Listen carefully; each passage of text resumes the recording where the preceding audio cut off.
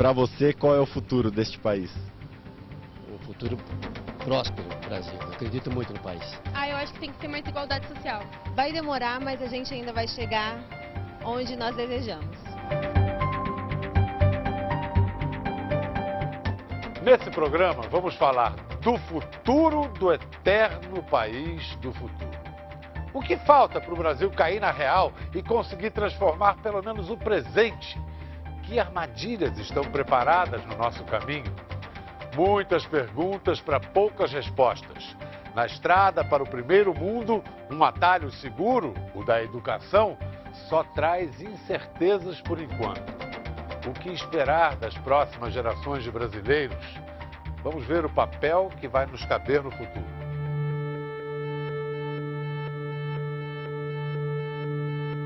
Especialmente a educação, que faz com que a sociedade cresça, evolua e automaticamente se torne um mundo melhor, uma sociedade crescente e evoluída.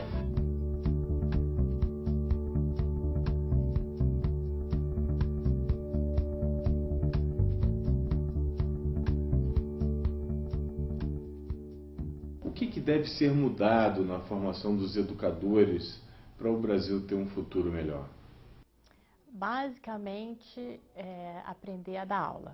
Então, em primeiro lugar, aprender o conteúdo. Há muitos professores que estão na rede dando aula e que mal sabem o conteúdo que eles devem dar, mas com certeza muitos poucos sabem planejar e dar uma aula eficaz.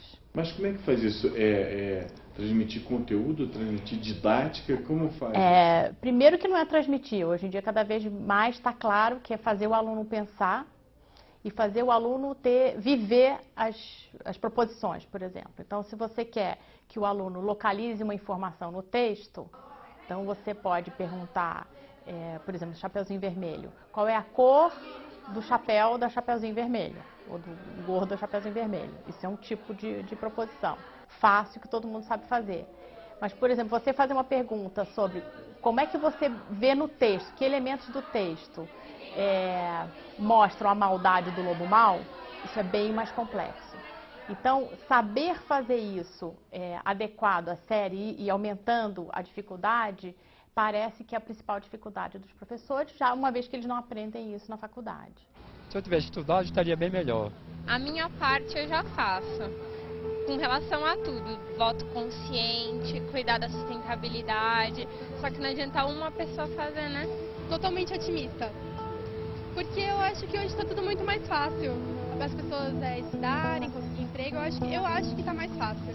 Os professores têm que ensinar de uma forma diferente para essa geração diferente também, mais ligada à tecnologia, a tal da geração Y?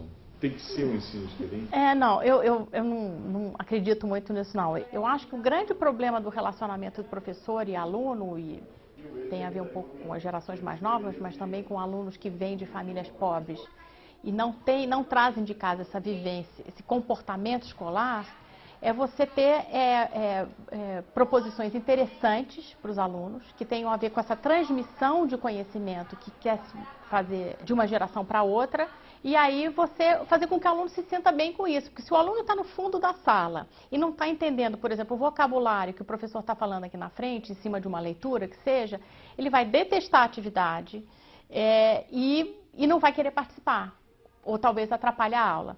O Brasil parou no tempo, né? Então a gente teve uma massificação do ensino, os professores passaram a cada vez ser menos educados, então a gente quebrou um elo na sala de aula.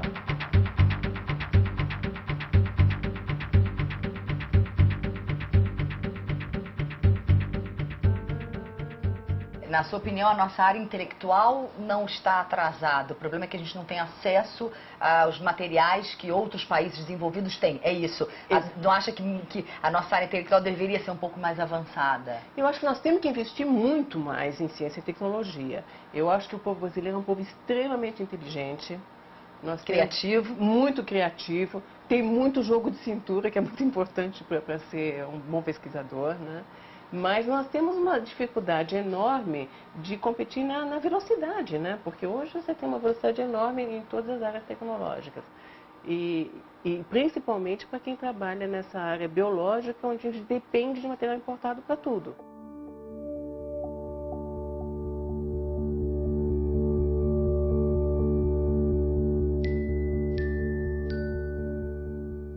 os cientistas aqui no Brasil, a política para a ciência, nós estamos preparados para essas revoluções nessa área do conhecimento que devem acontecer?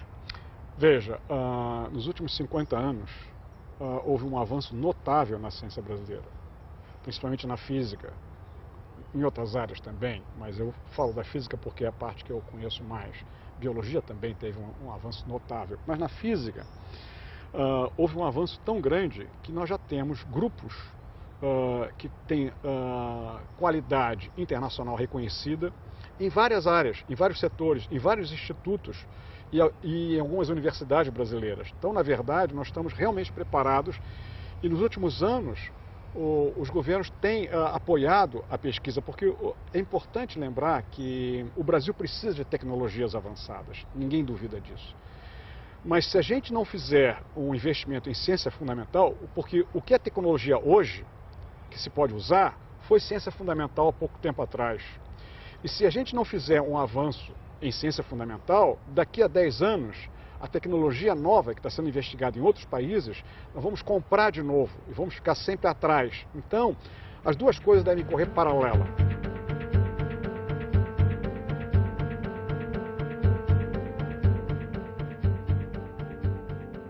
O país aprender a ficar rico é um aprendizado que nós ainda temos que fazer. Porque essa liquidez, essa prosperidade momentânea, ela tem que ser utilizada para realmente capitalizar o país. Agora, capitalizar no sentido amplo, o que significa? Capitalização em infraestrutura para criar competitividade. E o principal é investir em educação, em todos os níveis, principalmente na educação básica. Uhum. Para que nós criemos condições competitivas a padrão dos países competidores da nossa produção, etc. Para construir uma verdadeira riqueza no país. O maior desafio que nós temos é aproveitar essas condições financeiras momentâneas, né, e construir uma estrutura que potencialize uma prosperidade perpétua, de visão de longo prazo. O que o senhor acha da afirmação do escritor americano de que a China está se posicionando para ser um estado industrial moderno? China is strategically placing itself to be a modern industrial state. Brazil, in some strange ways, is allowing itself to being pushed back into the 19th century. O que o senhor acha dessa afirmação dele? Ela tem bastante validade, tá certo? Porque, na realidade, e também é interessante que são as condições naturais, por isso que o tema é tão complexo. Uhum. Vamos dizer, a China, como não tem, vamos dizer, não tem reservas e abundâncias naturais, né? A própria agricultura chinesa, para atender a sua demanda, né, tem limitações, tá certo? Bom. Não tem tantas terras aráveis quanto nós temos. Nós temos, certo. Depois não tem minério. Energia também não. Os números deles, se o mercado deles todo entrar em níveis mínimos de consumo, imaginam que tem. Então, qual é a riqueza deles? É tentar produzir produtos industriais e conquistar o mundo para gerar as reservas e as divisas para poder fazer esse fluxo. Quais são os principais desafios para o Brasil ser um país melhor no futuro? Eu diria que tem que fazer debate inteligente. Tem que debater os macros problemas com muita inteligência. E nos faltam talvez até instituições que em outros países existem, tipo think tank, tá certo? Que você se senta e humildemente debate tais objetivos que queremos ter, tá certo? Quando eu mencionei essa minha observação em relação ao Congresso Nacional, a gente diz assim, não é possível que o Congresso não tenha uma comissão de debate estratégico. Pode ter. E eu diria a mesma coisa, vamos dizer, se analisarmos a academia brasileira, tá certo? Quantas universidades me debatem o tema da governança? Fazem um cursinho de administração, de economia. Né? Realmente, a importância da governança para a definição dos rumos. Como é que eu estruturo governança, tá certo? Né? As grandes empresas buscam esse caminho, tá certo? Mas em termos de país ainda é 2, 3 vezes mais complexo.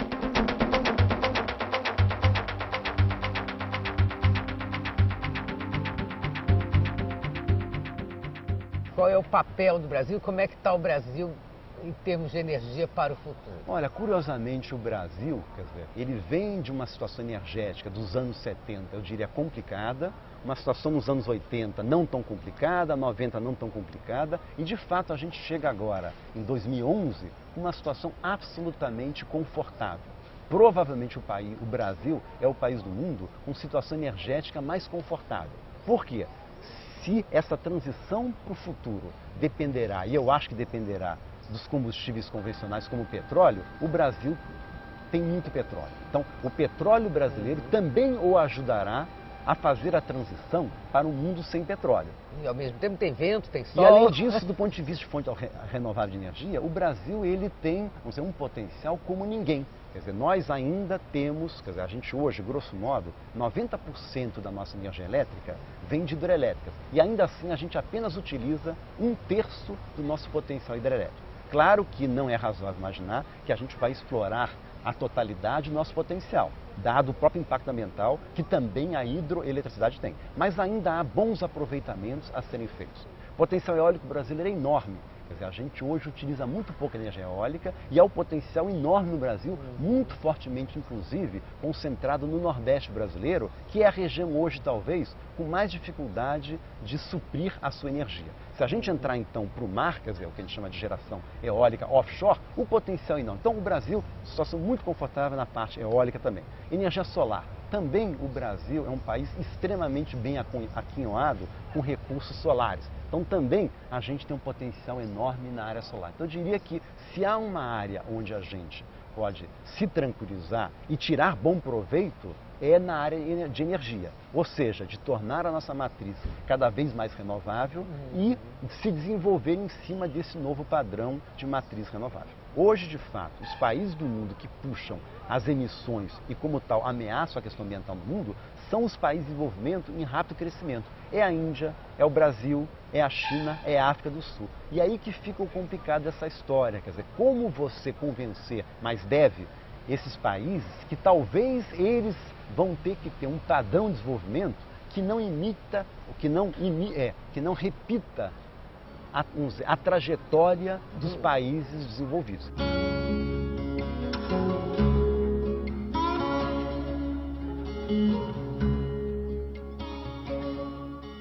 Temos muitas áreas degradadas também no Brasil, principalmente para pastagem. De que forma, por exemplo, as pesquisas da própria Embrapa podem ajudar na recuperação desses solos, até para evitar que se abram novas frentes, né, para pastagem ou para agricultura, quer dizer, aproveitando o que já existe? Esse é o caminho importante para o futuro da nossa agricultura e para o futuro do Brasil.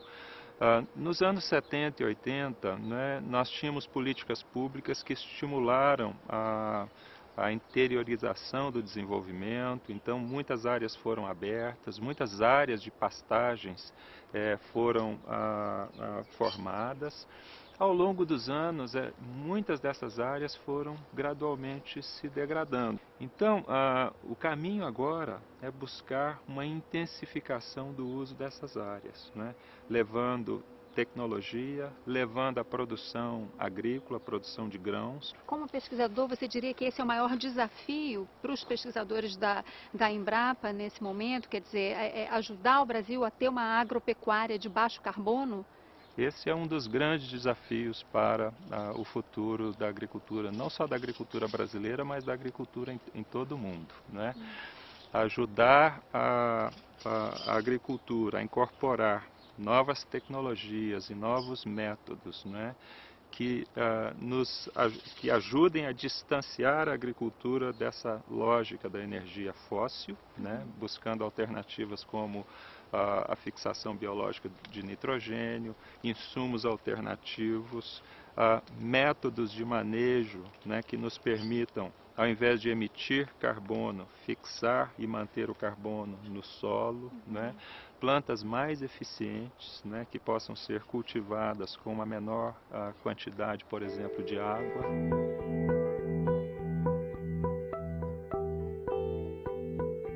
Se o Brasil fosse um paciente, seria um caso típico de maníaco depressivo.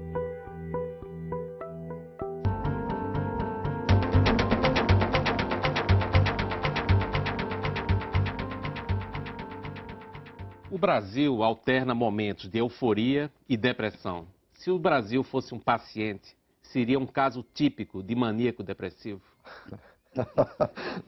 Não, o Brasil não é psicótico assim, não tem. Eventualmente teria um pouco de bipolaridade, como se diz hoje, embora esse diagnóstico seja um pouco vulgarizado, digamos assim. Os brasileiros oscilam entre uma forma, talvez cada vez menor também, mas uma forma de ufanismo um pouco abstrata, que é aquela coisa, ser brasileiro, mas que é mais ligada à Copa do Mundo do que a outra coisa, fundamentalmente. Ou então alguns elementos de imagem de si que são retirados de folders turísticos alemães, do tipo nós dançamos, temos gingas e as mulheres têm bunda. E isso de um lado, e por outro lado uma forma de autodepreciação que era muito mais forte nos anos 80 e 90, na época de a única saída aqui é o Galeão ou Guarulhos, e agora muito menos. Acho que estamos muito mais próximos, não de um equilíbrio que seria muito chato, mas também de uma visão realista do que é o Brasil e de quem somos nós brasileiros, se posso me incluir. Não vejo nenhuma patologia, não vejo um Brasil doente. Há em nós, eu creio, eu estou generalizando loucamente, uma propensão ao otimismo e à alegria. A nossa fase depressiva é mais curta e geralmente é uma resposta à frustração do otimismo subjacente. É quando a alegria que se esperava não se confirmou. Portanto, não é uma depressão, eu entro um pouco no seu terreno, que venha do fundo, mas é uma resposta à frustração, porque a felicidade não chegou tão depressa e tão completamente. Eu creio que no Brasil há uma ideia sempre de que o futuro vai ser melhor. O Brasil sonha com o futuro. Eu digo sempre, o Brasil é uma Grécia ao contrário. A Grécia tem uma idade de ouro atrás. O Brasil espera ter uma idade de ouro para frente.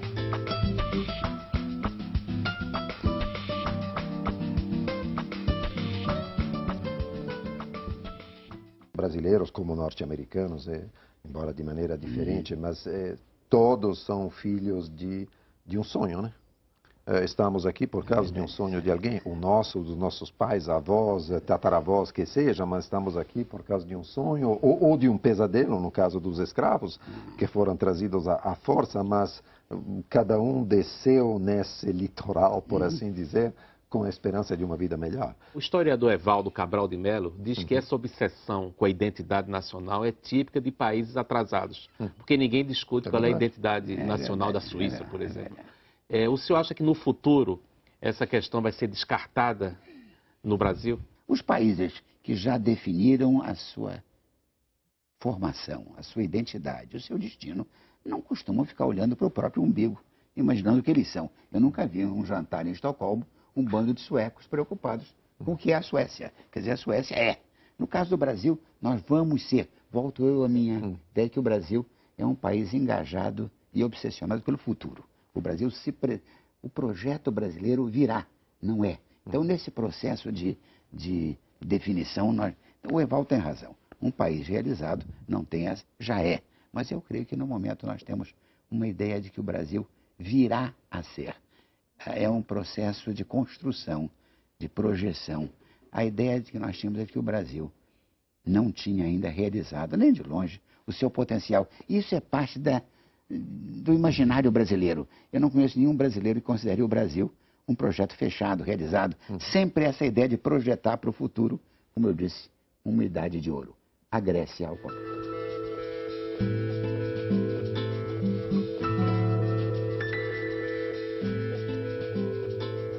O Brasil, por sorte ou não, se formou de graça, né? Porque a independência veio de graça, a liberação dos escravos veio de graça, tudo veio de graça. Não teve de graça entre aspas, mas de fato não teve nenhum momento em que precisou que o sangue brasileiro fosse derramado para se libertar de Portugal ou para, bom, muito pouco. Então não existe uma épica, uma história épica nacional que substitua a ideia de quem somos nós. Quem somos nós? Somos aqueles que ganhamos a guerra contra Portugal. Não teve guerra nenhuma. Foi um português que decidiu que a gente era independente. Então... Estou de acordo com a visão dele que a história brasileira é uma história desprovida dessa heroicidade, desses conflitos sucessivos. O que eu talvez não seja totalmente de acordo é como se isso tivesse acontecido de uma maneira aleatória. Eu acho que foi mais a construção brasileira. O Brasil, em certos momentos, houve a boa fortuna de Napoleão invadir Portugal, o rei dele, mas em outras áreas o que houve foi uma grande, e a palavra usada ao Brasil, é bom dizer, uma grande sabedoria. Nós tendemos a achar que o Brasil é impulsivamente generoso, cordial, mas tem horas em que eu acho que era importante acertar que o Brasil é mais sábio do que nós presumimos. Veja bem, a nossa independência, claro que não foi sanguinária no sentido, mas foi feita de uma maneira que toda a grande herança colonial ficou preservada. Em outros momentos nós fomos levando a escravidão à sua destruição sem uma guerra civil, tipo americana, através de um gradualismo que levou um pouco mais de tempo, mas que poupou centenas de milhares, milhões de mortos. Então, pouco a pouco, o Brasil me dá a ideia de que ele sabe fazer certas coisas bem.